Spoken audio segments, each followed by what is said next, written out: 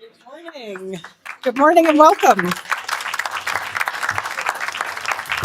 Thank you for joining us today for today's discussion with President Alar Karis of Estonia. My name is Leslie Vinjamori. I joined the Council on July 1st as President and CEO. And I must say, this is my first time at the Chicago Council welcoming a sitting head of state. How tremendous that it's the President of Estonia.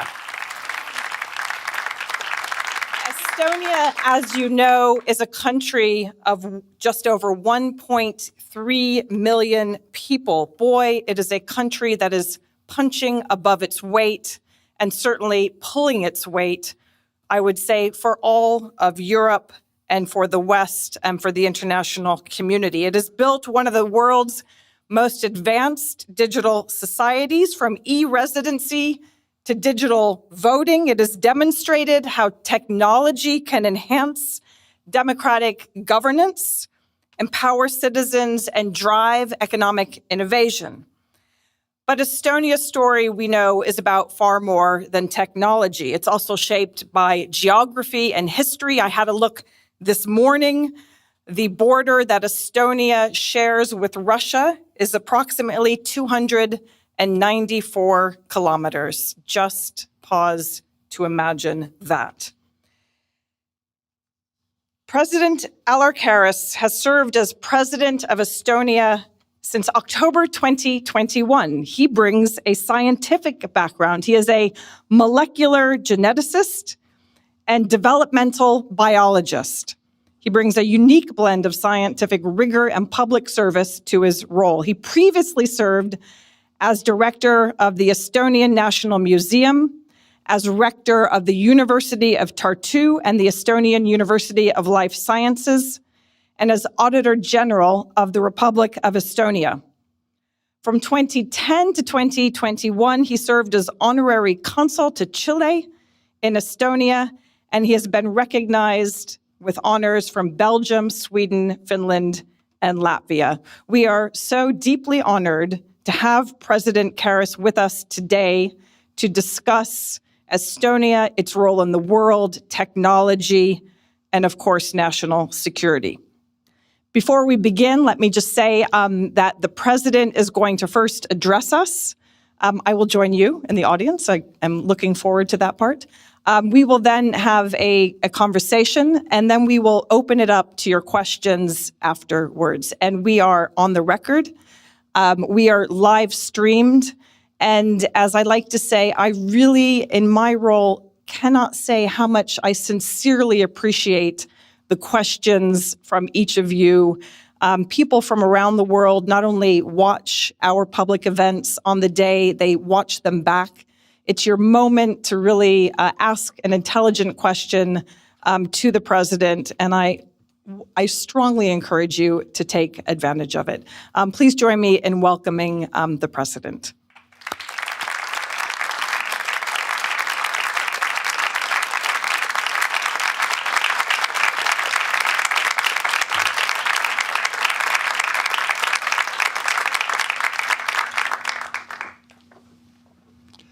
Thank you very much for having me here today, and thank you very much for this introduction. I'm glad to be able to share with you Estonian experiences. As a small country, and as a country in the tough neighborhood on NATO's eastern flank, the area, I think, three key lessons that we have learned that have helped us to get to where we are now. The first, obviously, is that alliances are important. Working together with other freedom-loving states is the key to prosperity as well as security. Our history before the Second World War showed us that being alone is a bad strategy. Isolation is a bad strategy. We do not have any luxury of going alone. We need alliances. Working together is a key in solving all regional and international problems. Let's take energy independence from Russia, for example. Until 2022, Estonia was fully dependent on Russia's gas, transit, and electricity synchronization. But we cut it all off. It was not easy, rather it was quite difficult. But in our experience, the secret weapon in managing that difficult transition was regional cooperation among our partners and allies. For example, we benefit from the LNG terminals in Lithuania and Finland. And we had great cooperation with Poland when desyncing our electricity. But alliances are not only important for small states. We see authoritarian regimes worldwide challenging all the core Western values and the international security order. The only way of countering this is by working together. Therefore, Estonia is a firm believer of alliances. We constantly strive to make our alliances as strong as possible, be it NATO, EU, or other regional alliances. And the second thing that we have learned is the powerful impact small nations can achieve when they lead by example. Let's take digitalization, for example. Back in the 90s, we chose to leap directly into the digital age. We were the first country to start voting online, and we have done so for 20 years now. And since last year, 100% of our government services are online. As a next step, we have launched the so-called AI leap this year. We want to be the first country to bring AI education to every high school, to turn AI into a national advantage for our future generations. And we also want to lead by example in matters of defense and security as well. We take our defense seriously. Starting next year, we will allocate almost 5.5% of our GDP to defense. We'll do so for at least the next 4 years. And through that, we encourage others to do the same, because it is very clear that European countries have to do more in building up its defense spending capabilities and combat readiness.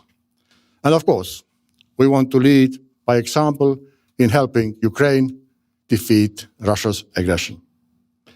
Estonia was one of the very first to send weapons to Ukraine. Our missiles arrived in Ukraine in January 2022. And by now, our military support to Ukraine amounts to almost 3% of our GDP.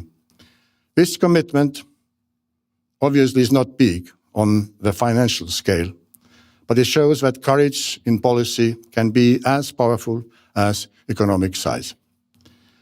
But having said that, a word of caution is also advised.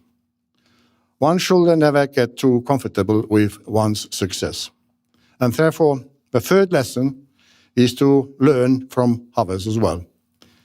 Because in terms of defense and digitalization, the most innovative country right now is probably Ukraine. For example, Ukraine's government smartphone platform, DIA, takes our innovation even further and is now probably one of the most advanced examples of state-level digital services anywhere in the world. And of course, our defense industry is increasingly cooperating with the Ukrainian defense industry, especially in UAV production. And our defense forces are trying to learn as much as we can from Ukraine's military tactics as fast as possible, as are our emergency services in matters of civilian defense. So let's learn from each other. Thank you very much for your attention.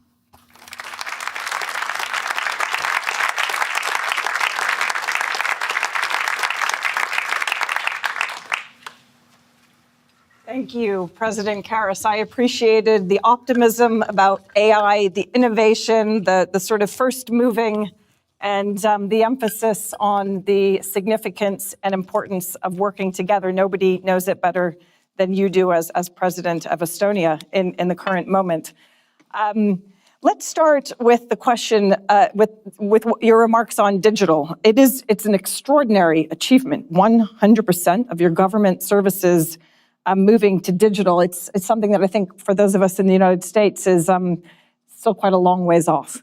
But the advantage of digital in terms of efficiency is undoubtedly quite remarkable, but it presumably also brings some insecurities, some vulnerabilities. So could you talk with us about how you have shielded yourself or attempted to from those vulnerabilities, cybersecurity attacks, disinformation, gray zone warfare operates frequently through digital technologies. You know this better than anyone. How have you, presumably it is an ongoing work in progress.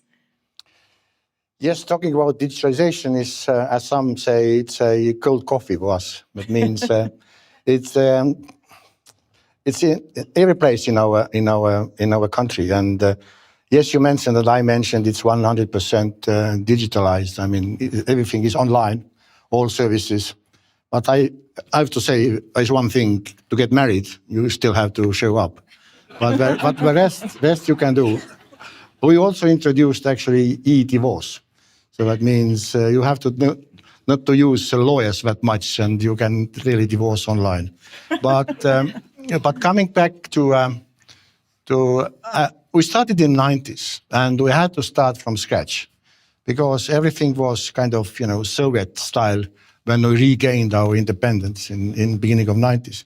So and we realized we should do something differently. And as we are, at least we think we are, very innovative. So we started to digitalize our country. And the first thing we did was so-called Tiger Leap. That means every school, every class could have an internet connection and computers and iPhones as well. So this was a start in the 90s. So as I said, we are so used to that, it's even difficult to explain what we actually did. But of course, there were challenges, even with the digital ID. Of course, we didn't have this kind of emotional discussions like we see now in, let's say, Great Britain. I just came from Great Britain recently, and it was a very hot topic.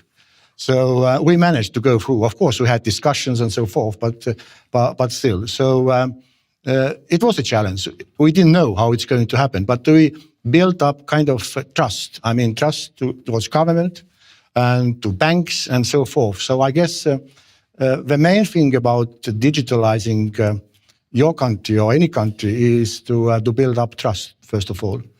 And we managed to do so. I'm not sure we could do it now, but in the 90s we used our window of opportunity. But security, of course, is a concern. And we probably all know in 2007, we had a cyber attack from Russian side. And then it was kind of a wake-up call, but we realized it's also part of this modern hybrid war. And we started to build up all the cybersecurity institutions.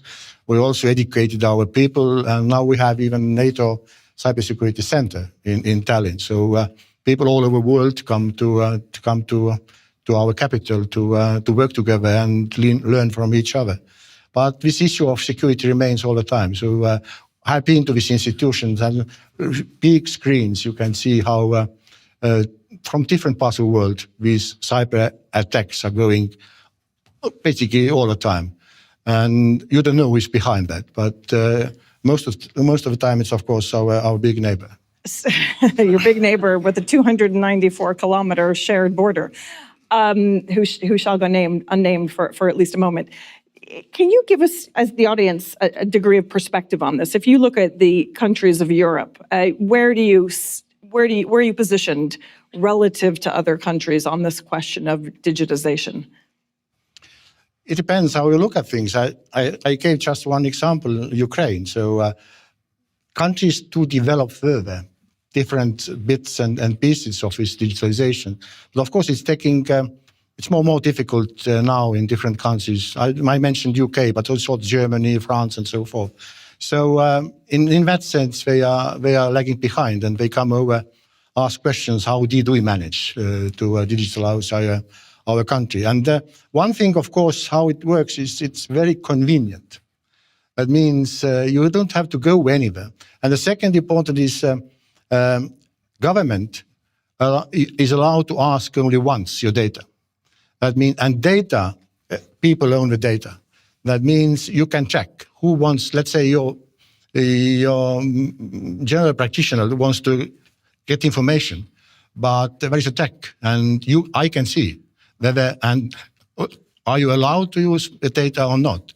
And coming back to security, you have this so-called X road.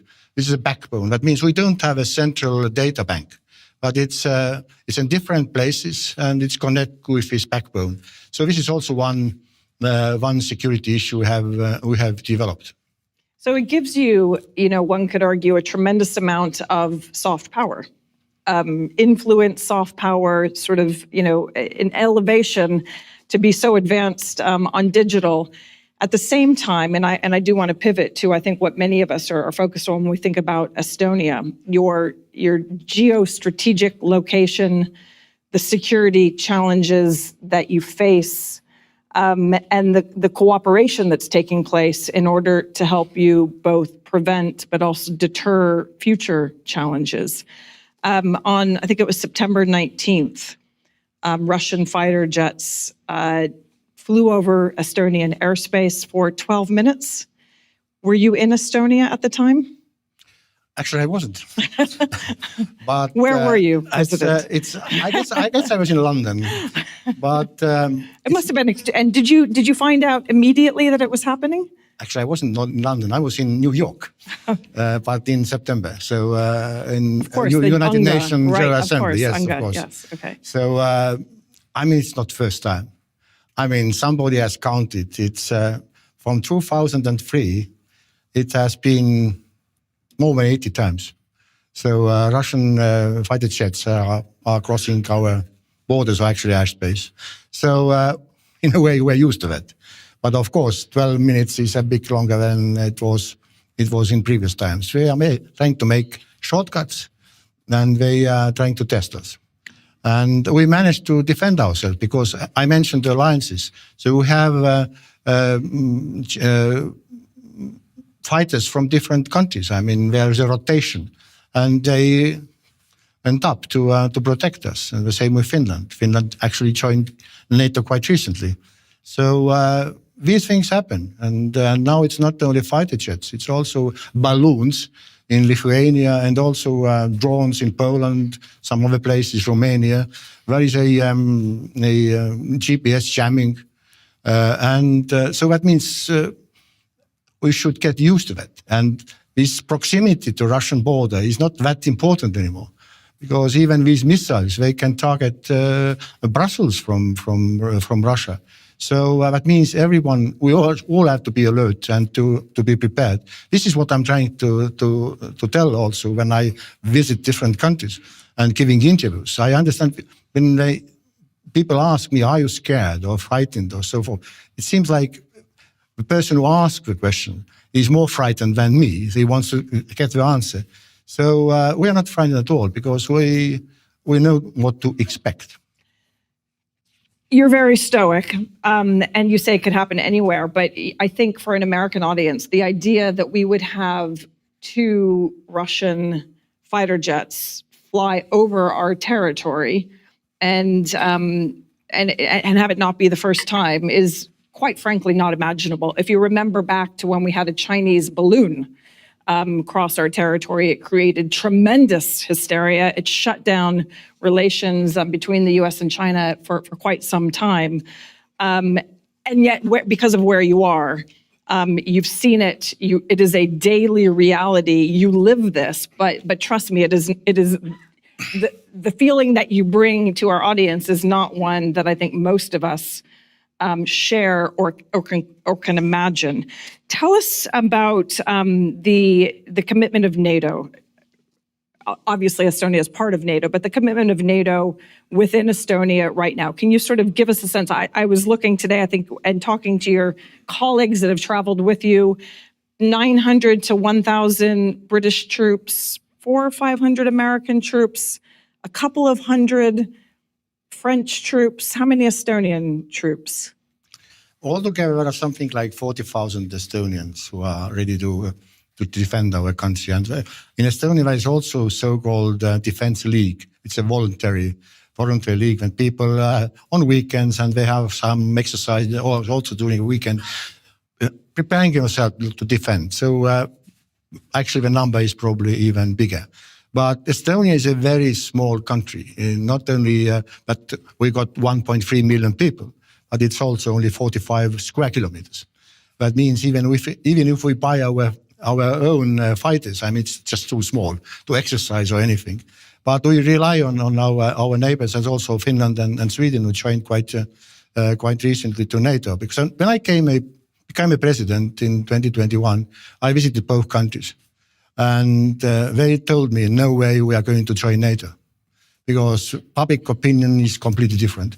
5 months later, they asked the membership. So this geopolitical situation can change things quite quickly. Just a correction of mistakes. I mean, these fighter jets, they didn't they didn't reach our country as such, but they were in airspace. So that's a different.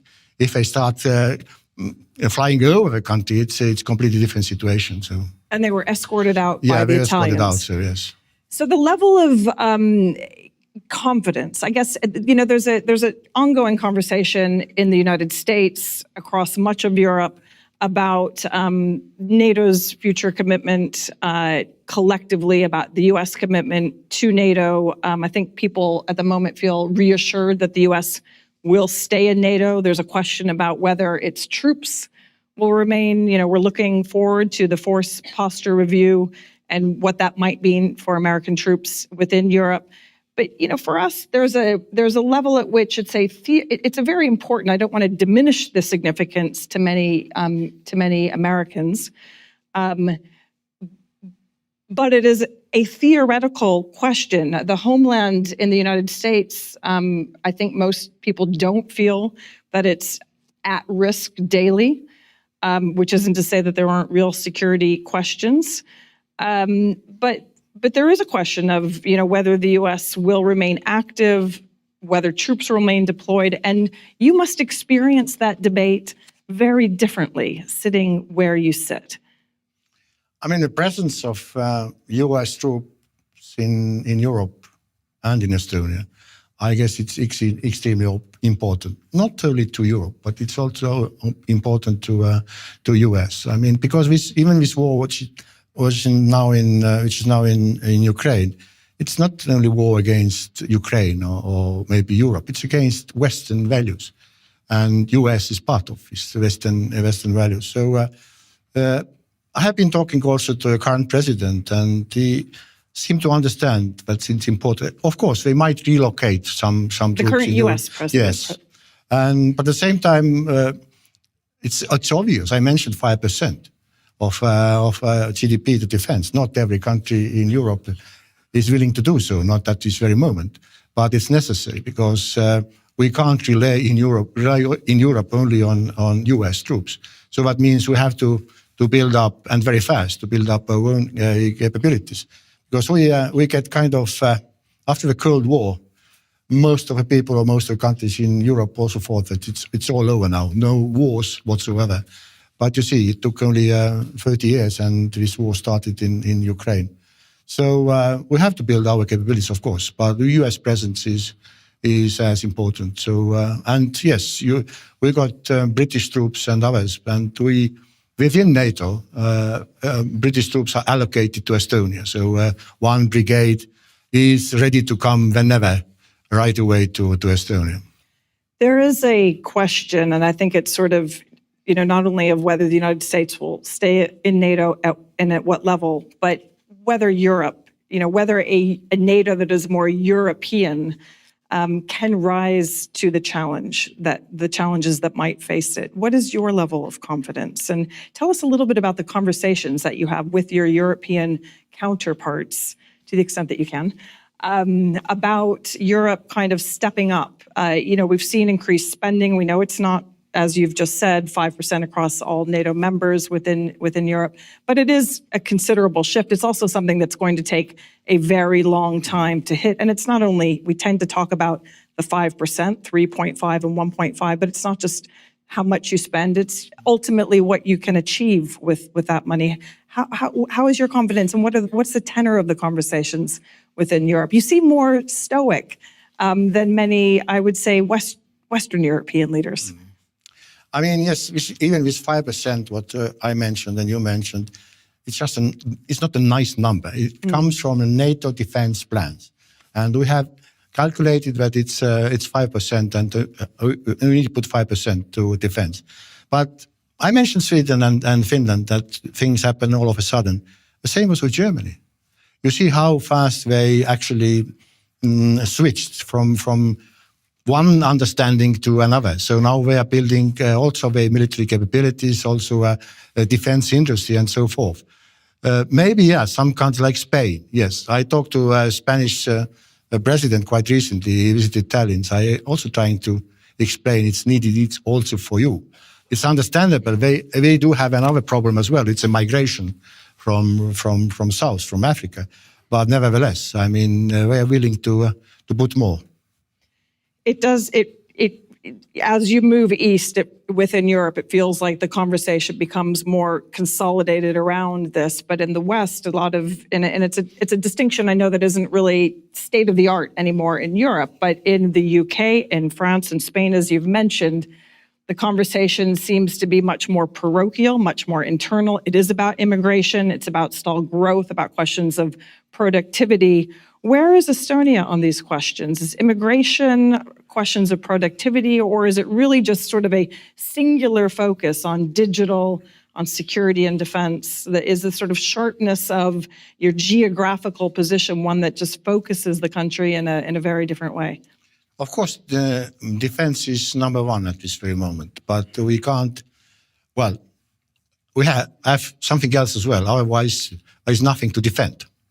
And also education and culture and these kind of things are extremely important. Me as a president, I am very fond of soft diplomacy. So wherever I go, I bring along also cultural delegation people. Now, I do have two presidents of a university with me. So we are building up this, and we're trying to lead by example. Because we are small, and if I say we put 5%, why don't you? Because we managed. So we start thinking, if this small country is able to do this and that, then why not we? But I understand it's difficult because it's also internal issues. There are always elections going on and so forth. But nevertheless, just giving an example, we also have elections. And our economy is not doing well at this very moment.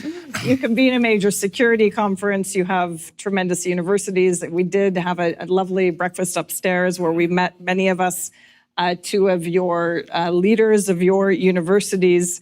It is very impressive. Soft power, I think, is something that we all understand is important. It's hard to define. You sort of know it when you see it. And I think you sort of know it when you feel that it's been diminished or a little bit lost. But it is incredibly important, especially if it translates into hard military security defense commitments and contributions. You mentioned that you spend a lot of time in diplomatic conversations. You mentioned speaking with, I assume you meant President Trump.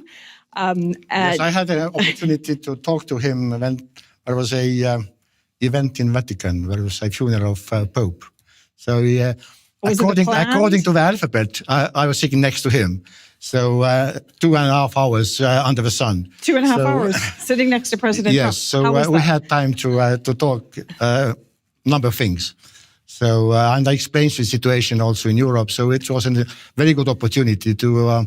It's probably much more has more influence than, let's say, 10 minutes in Oval Office.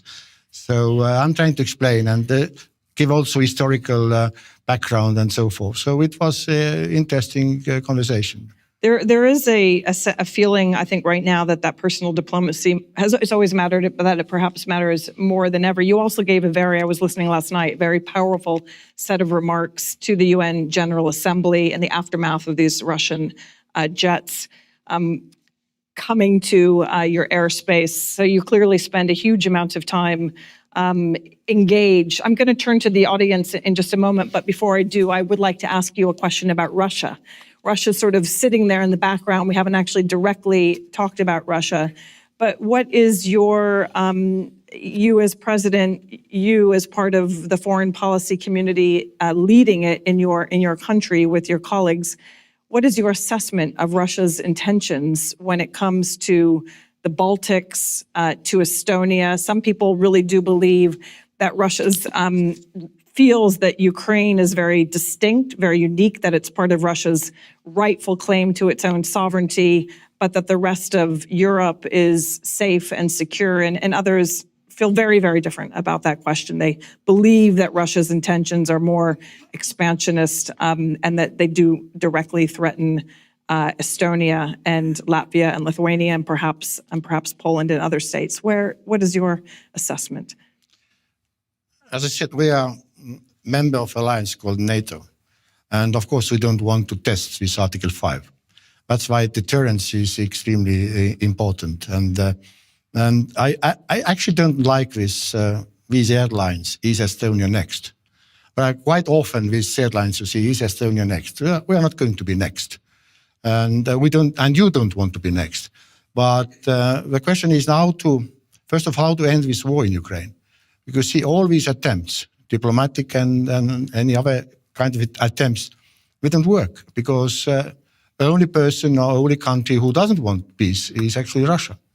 That means you have to find this peace through battlefield. That means you have to provide more resources, military and resources to Ukraine. And I even wrote an article about this, that Western countries should also provide long-range missiles to Russia. To Ukraine. Because you see what Russia does. He uses all these missiles to attack kindergartens, schools, hospitals, critical infrastructure. Now winter is coming. We are trying now to attack also these power plants and so forth. So, and they were given missiles also from North Korea, people from North Korea, from China. So we should do the same, not attacking hospitals and kindergartens, but these critical infrastructures actually provide weapons to Russian militaries. But then again, just coming back to these alliances and NATO, I mean, we have an experience already from 1920. Even we have a peace treaty in 1920. It didn't work because we were integrated to the forcefully integrated Soviet Union in 1940. That means even the signature doesn't matter. That means we need also something else. That means to Ukraine as well, being a NATO member at some point. This is a security guarantee. And we realized it very quickly that we need security guarantees, and NATO is the only institution who can provide it. I'm not sure that the current U.S. leadership, or frankly, the past U.S. leadership, was in agreement with you on the question of Ukraine's membership of NATO. It seems to be a very... Yeah, but it doesn't happen overnight. That means in between, we know different kinds of security guarantees, which is... These talks are in Europe already, I mean, coalition willing and so forth. So it doesn't happen overnight, for sure. It took us 10 years. It doesn't happen overnight. And again, I'm going to come to the audience, but there are a number of steps. And in addition to the U.S. leadership pushing Europe to spend more, to collaborate more, to invest more in leading within NATO, there is also, as we know, a very significant conversation about what happens with repurposing Russia's frozen assets within Europe to contribute to the defense of Ukraine, to the eventual, it seems like a very long ways out, the reconstruction of Ukraine. Estonia is in support of this? Estonian government is in support, but most of these assets are actually in Belgium. So that means we should convince Belgium to agree with that idea. And they also need certain guarantees. But we are not going to be alone afterwards. Let me come to the audience to see who would like to ask the first question. And I have a colleague, Anastasia, who's going to bring the mic to the gentleman here on your right.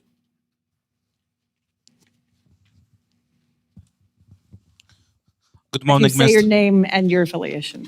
Good morning, Mr. President. My name is Nashwan Al-Othman. I'm a Syrian doctor living here in Chicago, and I'm a proud Estonian e-resident. Very good. Thank you very much for giving us this privilege by being with us today. My question to you, when I was a young kid, I remember in the news how your people formed a human chain when they were asking for independence. At that time, you were alone. You didn't have the support of NATO. You didn't have the support of the European Unions. You were just alone, and this didn't prevent you from asking for freedom. Do you think you people today, after all this craziness in this world, they still believe they have this spirit, or they are totally dependent on NATO? Thank you. We are dependent on NATO, but not totally, of course, because as I said, we have our own capabilities as well. But as a small country, there is no other way to survive. So that's why this is very important for us. So, and just to explain, maybe not everybody in this audience knows what the e-resident is. That means you can become Estonian e-resident, and it gives you an access to all these the digital, what we provide in Estonia, and you can start a company in 20 minutes and use this 20 minutes. In 20 minutes, even less. So and you can start a company and you start using all these benefits and tax benefits in Estonia. So please feel free to join. How do you sell that to your people? I mean, presumably, at the start, that's one thing. But what we've seen with a lot of European countries, that as they make a promise to other individuals to benefit from something that their state is providing, it can create a divisive politics. I mean, are you thinking ahead to the possible political consequences of such generosity as you look to the future? Well, of course, we are always aware. I mean, we keep our eyes open, and we don't give this e-residence to everybody. So we stopped providing this opportunity to Russians. So it's not that easy. I mean, if you're not a very good person, you won't get it. So. Fine. We know it's a big question in Europe, though, right? The sovereignty question, the question of foreigners. The gentleman right at the very back there. Thank you, Leslie. Thank you, Mr. President. My name is Adam Gipolo, and I'm a vice president over at Resolute Public Affairs. We're a national public affairs company headquartered in Chicago. I'm also a former emerging leader with the council. Oh, wonderful. My question is about your digital transformation and how you're able to manage that given your country's population. In our country, we have a tech community that tends to move fast and break things pretty quickly, and a lot of folks are left behind, particularly seniors. And my question was about how do you manage to bring some of your more elderly and senior citizens into the digital world as you are managing this transformation? To be honest, I'm also a senior citizen. So, and the advantage is that we started early. That means these people who are in 90s, they are now, they are much older than me, and they are able to use these opportunities. But then again, I mentioned e-voting. It's not the only opportunity in electronically vote in Estonia. You can also go to booth and make a decision there. So it's one of opportunities, and it's 50% now. People go to use electronic voting. So we're trying, and there are people who help actually elderly people as well. So it's not a problem in Estonia. I even don't know the answer why it's not a problem. Right back here, Anastasia, please. Yes, the woman. Yeah. Hi, my name is Peg Griffiths. I'm a private citizen of Chicago and recently returned from a bike trip in the Baltics, which I heartily recommend. It was so we spent part of the time in Estonia, and as such, I read up on your country. By the way, it's a charming country. Practically everybody speaks perfect English who's below 70. Thank you. Charming and great bike trails. It's beautiful.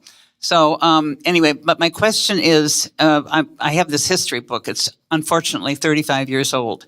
But we learned from our guides and the people that we met about the ethnic issues in Estonia and the past Russification, current Estonification, way past Germanification. Everybody has had an ethnic footprint in Estonia.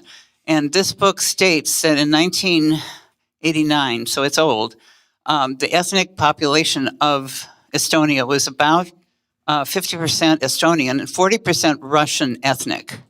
I just wonder if that has changed, if it has an impact on how you run your country, because that's a sizable ethnic minority. Thank you. Very good question. And minority I agree with you. rights. It's a very old book, so it's, the numbers are different.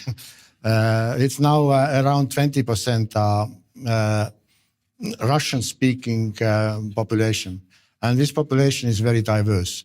Just to remind you, before the Second World War, it was around 10%.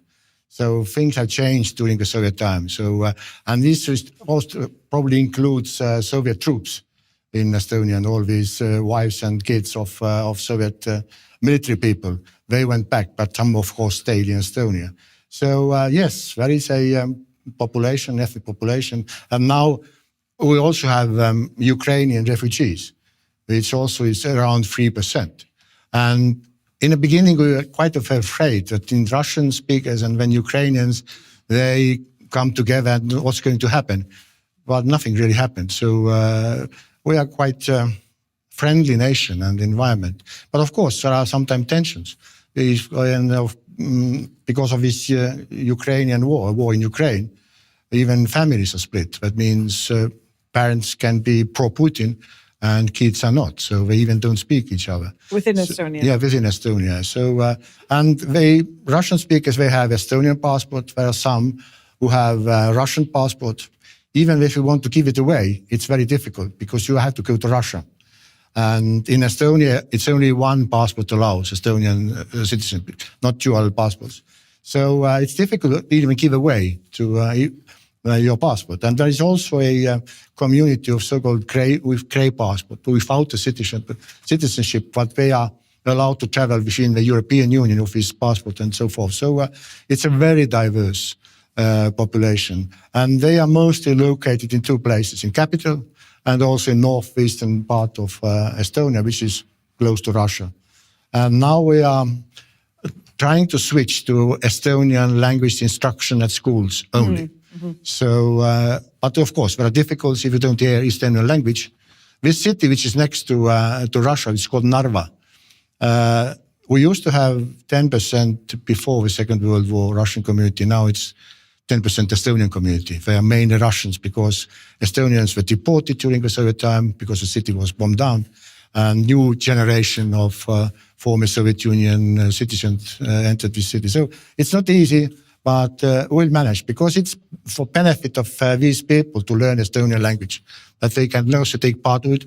We're talking about democracy, but they could also take part of political whatever you want to do and so forth. So we're trying to work on it, yes.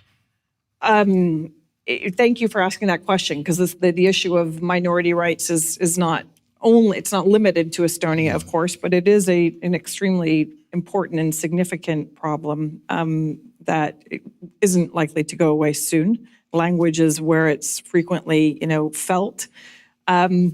I want to ask one question from our online audience, and it's, what would you like to see the rest of Europe do to better support Ukraine?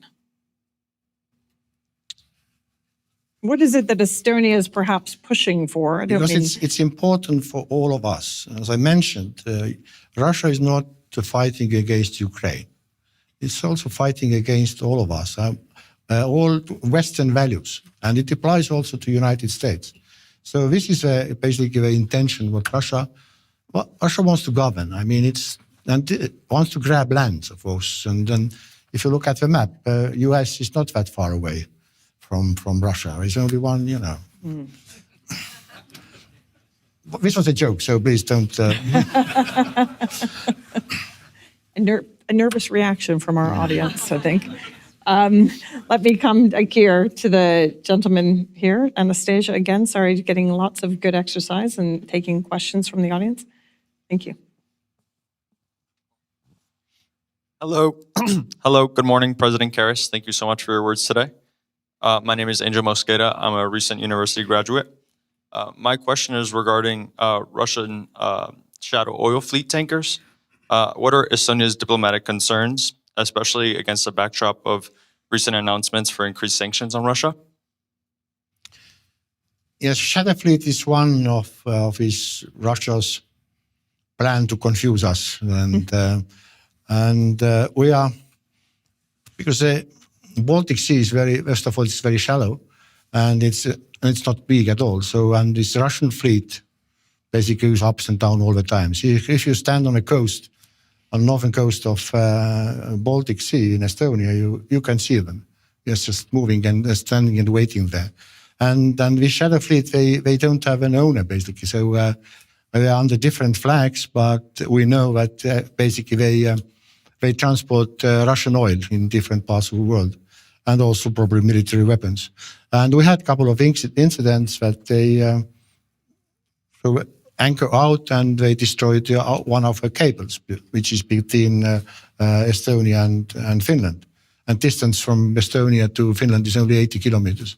So all this underwater infrastructure it's not a question of the Baltic Sea and this region, but this infrastructure is everywhere. So we should think together how to defend this infrastructure, which is underwater, and it's important. If it will, we are lucky. We also have connection to Latvia and other places, but in some places can be a concern. So with shadow fleet, we are working on it, and there's also NATO fleet in our Baltic Sea to check what's going on, and there is a discussion what to do, because it's only Estonia. Estonia is the last point, but it starts, let's say, from Denmark if we're talking about Baltic Sea. So that's an issue to tackle. Yeah. It is, again, you describe it beautifully, but it gives us a tactile sense, again, not one that I think most of us who are based in the United States can imagine, to be able to stand and look across the sea and see an adversary that presents this kind of potential threat. But you did also have your own experience in Cuba. I mean, not maybe this generation doesn't remember it, but it happened. The Cuban Missile Crisis. Yeah, it was very close to your country. So. Yes, undoubtedly that was an extraordinary and impactful moment during the Cold War. Another question from the online audience. What are the other strategic dependencies that still exist between Europe and Russia? You've moved away from Russian energy. Where's the energy supply coming from now? Most of gas comes from US, actually, LNG. We built LNG terminals in Finland, also in Estonia, but also in Lithuania. So 65% of gas comes from the United States, but also Qatar and Norway and some others. So we are not dependent on that. Secondly, one energy resource what we have our own is oil shale. So it's not environmentally friendly mean of producing electricity, but still it's certain security guarantee. And of course, we diversified our energy resources. We have wind parks and solar parks and so forth, also bioenergy. And then we are now planning also to build a nuclear plant in Estonia at some point. So there are discussions and even places where you should or you could put this nuclear plant, but it takes time, of course. So what we are dependent, we are a small country and we are dependent economically. How well are doing our neighbors? Let's say Germany, Sweden, and a number of others. So for a small open economy, it's very important that our neighbors are doing well. I'm going to ask a question that I know that you've been asked recently. let's see if you remember it, before we come back to the To a audience. different answer here, yeah? We'll see. I didn't hear the answer, but I did ask a colleague across the pond. I said, what was the most interesting question that you were engaged when you were at Chatham House? And they said, competition with the US and tech companies. You're digital, and clearly this makes you attractive to Western and to US technology companies. Tell us how competitive that environment is, and are you holding the line? Is the space? Of course, small countries and even probably Europe is not altogether is not able to compete with these big companies. But our strategy is very simple. I mean, if you can't compete, you collaborate. So this is what we actually do. And we started quite recently so-called AI Leap in Estonia. That means we teach teachers how to use AI. Basically, all secondary schools or high schools in Estonia are involved and teachers are involved.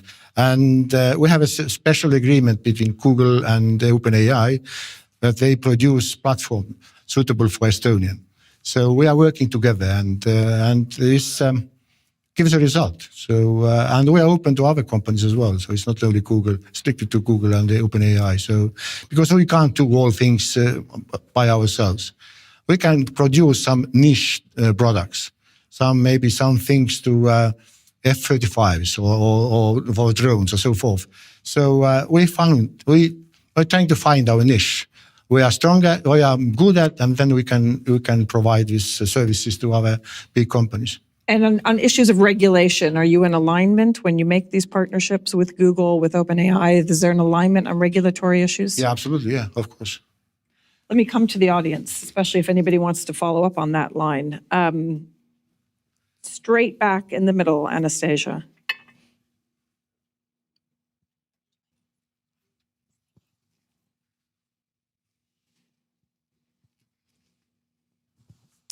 Hello, I'm Nick Foley. I'm visiting from New Zealand. And as a small business owner, in terms of Estonia being great at cybersecurity, what would you recommend outside of a good password and multi-factor authentication? Outside of that, what would be good? Sorry, what was the question? For cybersecurity resilience, what do you recommend outside of a good password and two-factor Well, first of all, you authentication? should stop that you don't leave your password on the table. So it's a first start.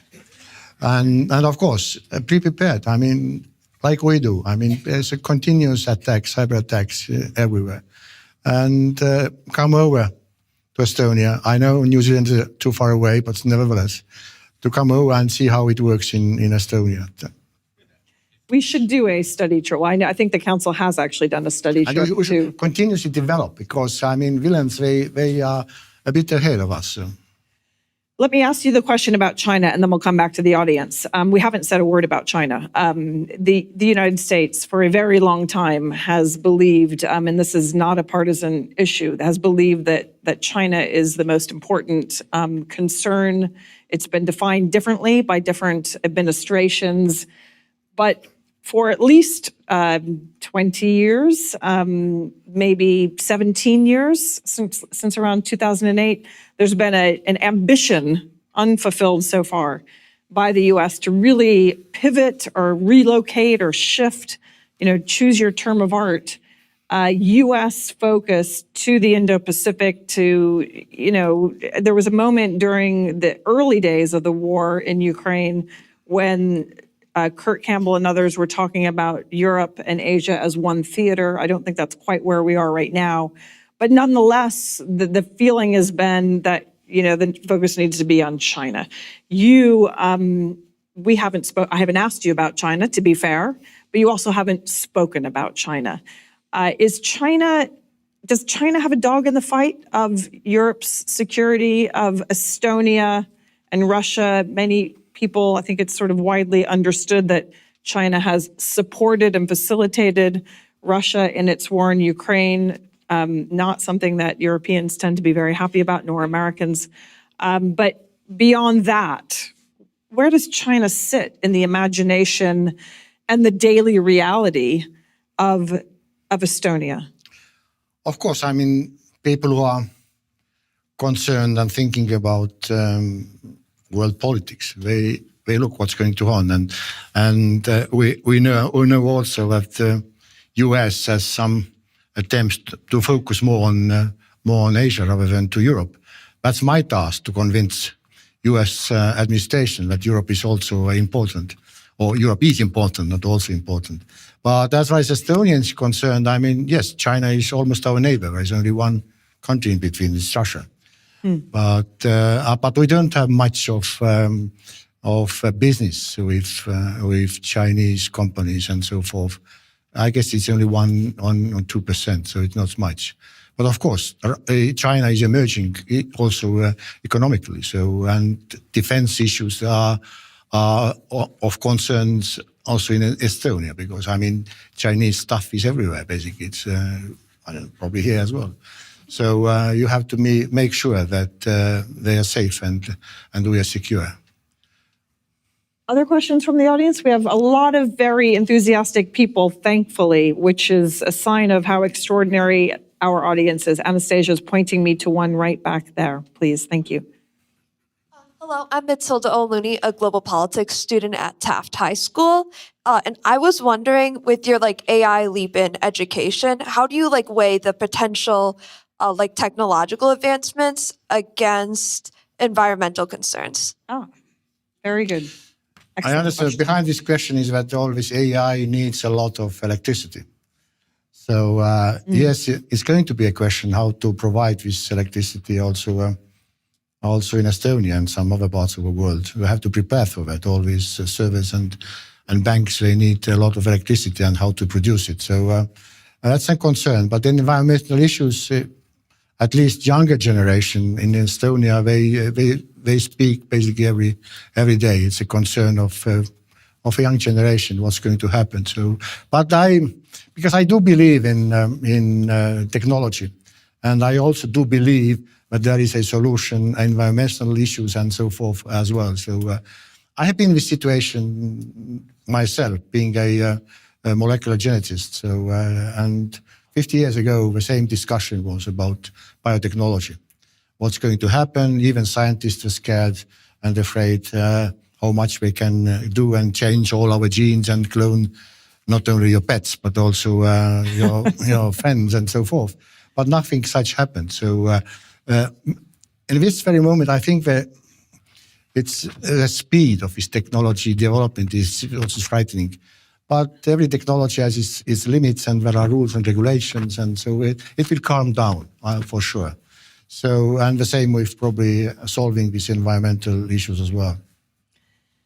President, as you know, because you've spent 2 days now in Chicago, 3 days? That's correct, yes. There is a very active, friendly, engaged diaspora community of Estonian Americans here in Chicago, and presumably across the United States. How have you experienced the diaspora community here? Is it fair to ask you, of all the Estonian diaspora communities in the world, surely Chicago's is the very best? You got the answer already, I mean. Maybe a word for you on as we close, a word for you on what the diaspora means to you. Every Estonian community and diaspora is, they are different. They are all slightly different. I'm trying to visit all these places all over the world. Of course, my relatives are in Canada, in Toronto, because most of Estonian diaspora is in Toronto. That's our 51st state. Yeah, well, sorry. This is what you said. Bad joke, sorry. I didn't say that. So, yes, it's very interesting. And most of them actually came from in 1944 when we fled after the Second World War, including my relatives. And my mother was also a refugee, but she came back with her parents because US and Soviet Union agreed that they closed the Elbe River and they couldn't cross. So, yeah, Estonia is a small country and diaspora, and you can find in Estonia everywhere, basically, wherever you go. So, and there is also a new generation who came to study here and get married here and then stay here. I always invite them back. So we need smart people. And you mentioned China. Even China need more and more. I mean, although we're 1,000 times bigger than Estonia. So, but to see the world and to study somewhere else, and but at some point they should come back. Then not when they become to get the pension, but earlier, but then they really provide something to our small country as well.